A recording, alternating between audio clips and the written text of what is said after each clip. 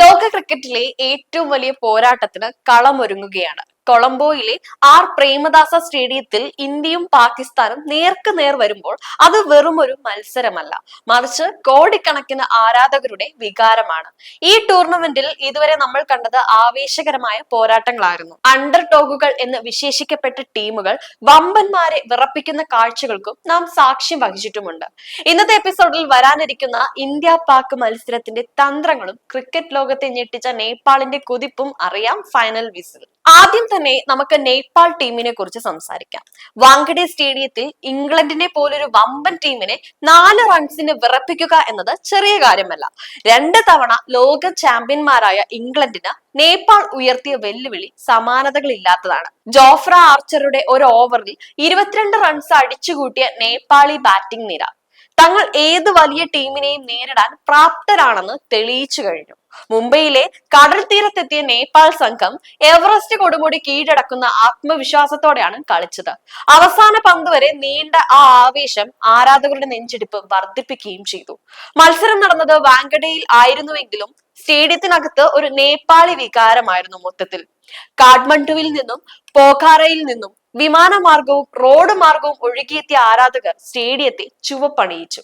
Football ലോകകപ്പിലൊക്കെ കാണുന്നത് പോലെയുള്ള ആവേശമാണ് ഈ കൊച്ചു ടീമിന്റെ ആരാധകർ പ്രകടിപ്പിച്ചത്. ക്രിക്കറ്റ് ആ രാജ്യത്തിന്റെ സിരകളിൽ ഓടുന്നുണ്ടെന്ന് ഓരോ നിമിഷവും അവർ തെളിയിച്ചുകൊണ്ടേയിരുന്നു. ഇംഗ്ലീഷ് താരങ്ങളായ ഹാരി ബ്രൂക്കിന് പോലും പറയേണ്ടി വന്നു തങ്ങൾ കഷ്ടിച്ചാണ് രക്ഷപ്പെട്ടതെന്ന്. നേപ്പാളിന്റെ ഫിറ്റ്നസ് നിലവാരവും സമ്മർദ്ദ ഘട്ടങ്ങളിലെ അവരുടെ ശാന്തതയും പ്രശംസനീയമാണ്. ഇനി നമുക്ക് ഏവരും കാത്തിരിക്കുന്ന ഇന്ത്യ പാകിസ്ഥാൻ മത്സരത്തിലേക്ക് വരാം.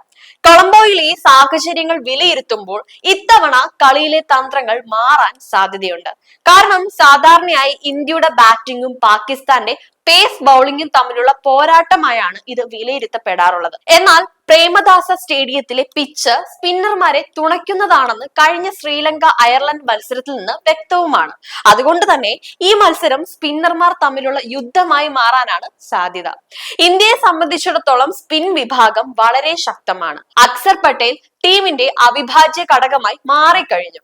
വരുൺ ചക്രവർത്തിയുടെ മിസ്റ്ററി സ്പിന്നും കുൽദീപ് യാദവിന്റെ ചൈനാമാൻ ബൗളിംഗും പാകിസ്ഥാൻ ബാറ്റർമാരെ കുഴപ്പിക്കും. 3 സ്പിന്നർമാരെ ഉൾപ്പെടുത്തി കളിക്കാൻ ഇന്ത്യ തീരുമാനിച്ചാൽ ഹർദിക് പാണ്ഡ്യയ്ക്കായിരിക്കും 2ാം പേസറുടെ ചുമതല.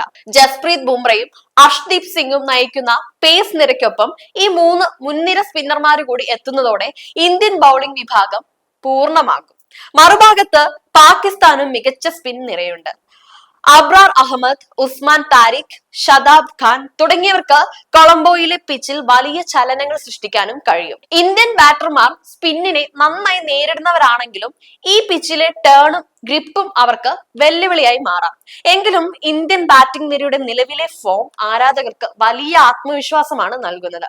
കഴിഞ്ഞ മത്സരങ്ങളിൽ ചെറിയ പതർച്ചകൾ ഉണ്ടായെങ്കിലും വലിയ വേദികളിൽ തങ്ങളുടെ കരുത്ത് തെളിയിക്കാൻ കോഹ്ലിക്കും സംഘത്തിനും സാധിക്കുമെന്നും നമുക്കറിയാം.